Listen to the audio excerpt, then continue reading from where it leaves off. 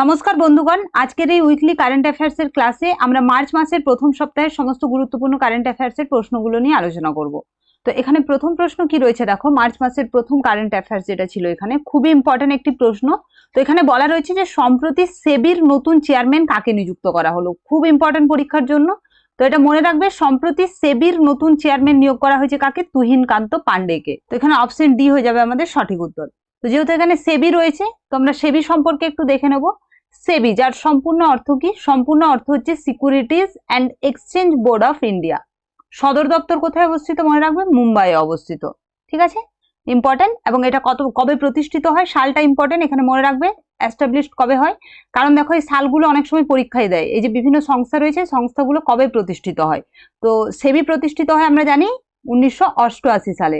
ঠিক আছে, তো এটা মনে রাখবে, সালটা কিন্তু পরীক্ষার জন্য ইম্পর্টেন্ট। হেডকোয়ার্টার মুম্বাই। তো সম্প্রতি আরো কয়েকটা নিযুক্তি হয়েছে যেগুলো এই বছর হয়েছে, আমরা দেখে নেব। সম্প্রতি নিযুক্তি তাই ইম্পর্টেন্ট। তো সম্প্রতি আরবিআই এর নতুন গভর্নর নিযুক্ত হয়েছেন সঞ্জয় মালহোত্রা। নীতি আয়োগের সিও বা চিফ এক্সিকিউটিভ অফিসার সম্প্রতি নিয়োগ হয়েছেন বিভিআর সুব্রমণিয়াম। মানে অ্যাকচুয়ালি ওনার কার্যকালের মেয়াদ 1 বছর বাড়ানো হয়েছে। এরপরে দেখো, মুখ্য নির্বাচন কমিশনার বা chief election commissioner of India নিয়োগ হয়েছেন জ্ঞানেশ কুমার। এছাড়াও আমরা দেখেছি আগের কারেন্ট অ্যাফেয়ার্স এর ক্লাসে যে প্রধানমন্ত্রী নরেন্দ্র মোদীর প্রধান সচিব নিয়োগ করা হয়েছে আরবিআই এর প্রাক্তন গভর্নর শক্তিকান্ত দাসকে। আমরা জানি এর আগে তিনি আরবিআই এর গভর্নর ছিলেন। ঠিক আছে, তো এই প্রত্যেকটা নিযুক্তি কিন্তু ইম্পর্টেন্ট পরীক্ষার জন্য, খুব ভালো করে মনে রাখবে। পরবর্তী প্রশ্ন এখানে দেখো, সম্প্রতি ভারত কলিং কনফারেন্স 2025 এটা কোথায় আয়োজিত হলো? তো এটা সঠিক উত্তর হয়ে যাবে মুম্বাইয়ে। ঠিক আছে, সম্প্রতি এটা মুম্বাইয়ে আয়োজিত হলো। তো এই যে দেখো, ভারত কলিং কনফারেন্স 2025, এর কিন্তু একটা এবছর থিম রাখা হয়েছিল, থিমটা ইম্পর্টেন্ট। ঠিক আছে, থিম 2025 কি রাখা হয়েছিল? Path to develop India in 2047, moving towards prosperity for all. এটা কিন্তু এই বছরের থিম রাখা হয়েছিল ইন্ডিয়া কলিং কনফারেন্স 2025 এর। পরবর্তী প্রশ্ন দেখো, ইম্পর্টেন্ট প্রশ্ন পরীক্ষার জন্য, খুব ভালো করে মনে রাখবে এটা। সম্প্রতি কবে রাষ্ট্রীয় বিজ্ঞান দিবস পালন করা হলো? ভীষণ ইম্পর্টেন্ট প্রশ্ন আপকামিং সমস্ত পরীক্ষার জন্য। ঠিক আছে, ন্যাশনাল সায়েন্স ডে। ঠিক আছে, তো দেখো এটা সম্প্রতি পালিত হলো 28শে ফেব্রুয়ারি। তো 28শে ফেব্রুয়ারি এই দিনটিকে আমরা কি ন্যাশনাল সায়েন্স ডে হিসেবে পালন করে থাকি। তো দেখো এবার আমাদের জানতে হবে যে এই দিনটা আমরা কেন পালন করি। দেখো এটা পালিত হয়, এর কারণ কি? এর কারণ হচ্ছে 1928 সালের 28শে ফেব্রুয়ারি আমরা জানি সিভি রমন তিনি কি করেছিলেন? রামান এফেক্টের খোঁজ করেছিলেন। এই জন্য এই দিনটাকে আমরা ন্যাশনাল সায়েন্স ডে বা রাষ্ট্রীয় বিজ্ঞান দিবস হিসেবে পালন করে থাকি। আচ্ছা, সিভি রমন 1930 সালে তিনি নোবেল পেয়েছিলেন এবং প্রথম ভারতীয় যিনি ফিজিক্সের জন্য কিন্তু নোবেল পান। এটা খুব ইম্পর্টেন্ট, ভালো করে মনে রাখবে। আর তিনি ভারতরত্নতে ওনাকে সম্মানিত করা হয় 1954 সালে। আচ্ছা, এই বছর এই দিবসটার থিম কি ছিল? ইম্পর্টেন্ট, মনে রাখবে, improving Indian youth for global leadership in the science and innovation from a developed India. এটা কিন্তু এই বছরের থিম রাখা হয়েছিল ন্যাশনাল সায়েন্স ডে। তাহলে সায়েন্স ডে রিলেটেড আর কি প্রশ্ন হতে পারে? ওয়ার্ল্ড সায়েন্স ডে আমরা কবে পালন করি? একটা ছিল ন্যাশনাল সায়েন্স ডে, আর একটা মনে রাখবে ওয়ার্ল্ড সায়েন্স ডে। ঠিক আছে, বিশ্ব বিজ্ঞান দিবস, এটা পালন করা হয় 10ই নভেম্বর। পরের প্রশ্ন বলছে এখানে, সম্প্রতি কবে বিশ্ব নাগরিক সুরক্ষা দিবস পালন করা হলো? ঠিক আছে, world civil defence day. Important প্রশ্ন। তো এটা সম্প্রতি পালিত হলো কবে? এটা পালিত হলো 1 মার্চ।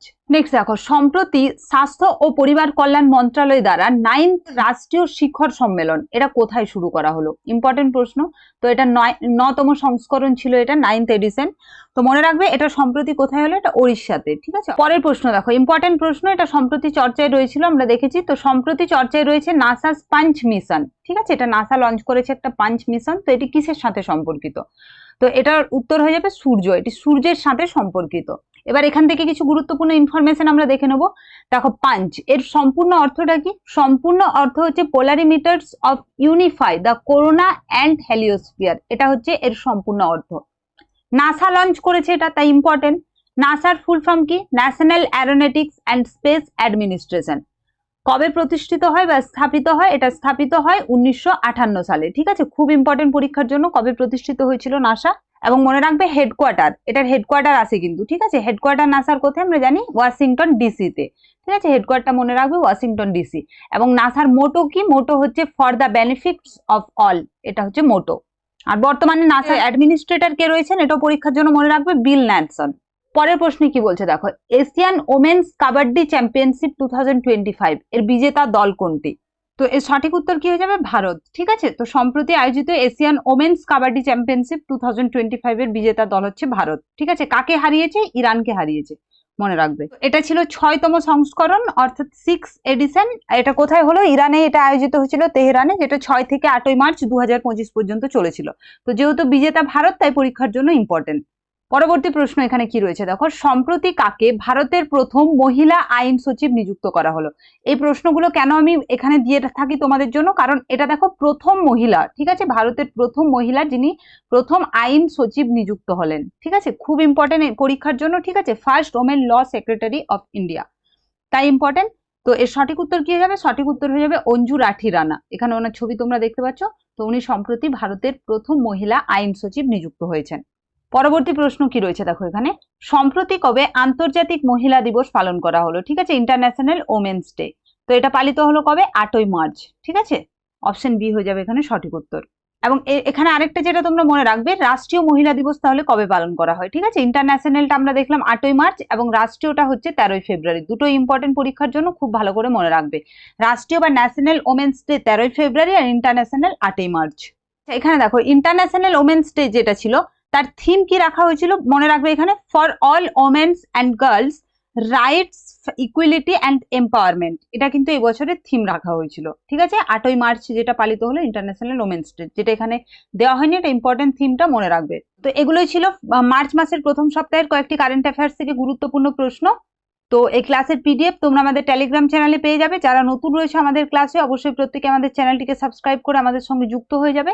এবং আমাদের আজকের এই ক্লাসটা তোমাদের কেমন লাগলো অবশ্যই প্রত্যেকে কমেন্টে জানাবে। এবং শেষ পর্যন্ত ক্লাসটির সঙ্গে যুক্ত থাকার জন্য তোমাদের প্রত্যেককে অসংখ্য ধন্যবাদ।